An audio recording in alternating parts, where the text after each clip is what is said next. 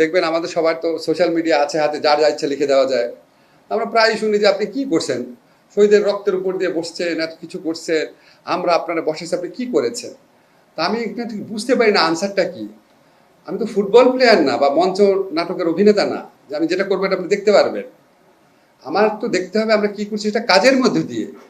আজকে আপনাদেরকে লিগ্যালিটির কথা বললাম, এর বাইরে আমরা অনেক কাজ করেছি যেটা কোনোদিন বাংলাদেশের ইতিহাস হয় না।